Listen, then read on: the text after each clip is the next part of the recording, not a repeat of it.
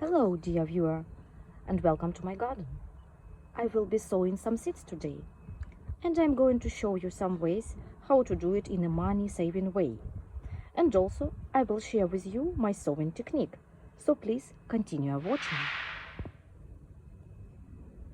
So, it's time to sow some seeds. It's my seed box, and I have sorted everything. Here we are, February seeds, even if I am a little bit late on the schedule. Agastache, calendula, touch of red buff. Oh, I fell in love with this when I saw it. Petunia, Alba F1, a hybrid. Phlox Drummondii, it's cherry caramel, as you can see. Some herbs such as chervil, cerfeuil, it's written in French because I'm in France, but it's chervil, basil. Another one which is dark opal, written in Ukrainian. I think it's coriander. Yeah, it's coriander. Another coriander. Some parsnip and parsley. What is left? Verbena rigida. I collected this somewhere in the town, in the park. Tomatoes, sun gold, and poiré écrit in French, but it's chard. Yeah, Swiss chard, of course. It's Swiss chard. Very well.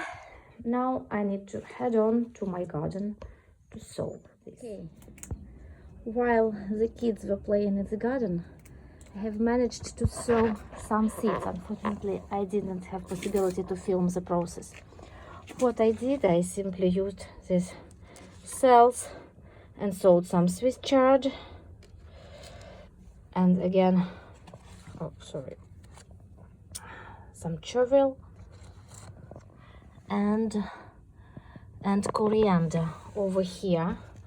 I have bought this. It's actually from the supermarket and it's very cheap. This big container which I will use as a propagator for seeds or for cuttings. I love reusing things, so this is what used to be a box for where we bought a cake, and now it's a mini propagator with a lid, which is perfect. And these are the mushrooms, I think. Just cut some holes for drainage. Okay, next step is to fill them and actually sow. Those are the seeds. Verbena rigida seeds are tiny. And basil, actually basil, verbena, they don't want to be covered, I think, because they germinate better with light.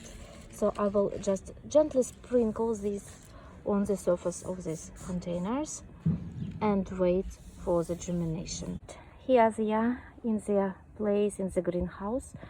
I will leave them here because I think basil and verbena, they won't mind actually some higher temperature in order to germinate. And by the way, speaking about reusing and repurposing things, these containers where I keep my sweet peas, they actually were proposed for cats. It's for cats' toilet, but I decided to buy those instead of specific containers in the garden center because they are way cheaper. And again, I thought they would serve as well for my pots as for cats. And now this is done for Petunia and Phlox Drummondii and Agastache.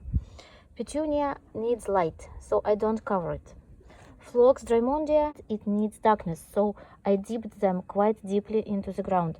And Agastache rupestris, I'm not sure. So what I did, I just took two seeds per cell. One, I dipped it a little bit into the compost, and another is on the surface. And I can see which one germinate, and if exposition to light or darkness means anything in terms of germination for Agastache. And I will show you one more thing, is my sowing method. I've got this wooden stick.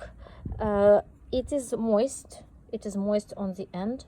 Then I've got some seeds. Normally I've got that in my hand, but it would be difficult to film, so I will try and show you. I take this seed on the end of it, it's over here. Then I put it on the surface and I either dip it or leave on the surface. I find it very easy way to sow, actually. Okay, so that's done. Now they will be watered from beneath, and I will put them actually onto the windowsill, because I want them to be at a steady warm temperature for the best germination. So I've managed to sow everything I planned for today, but for tomatoes and parsley, because they need some preceding preparation, I'll show you in another video. Hope to see you soon. Goodbye.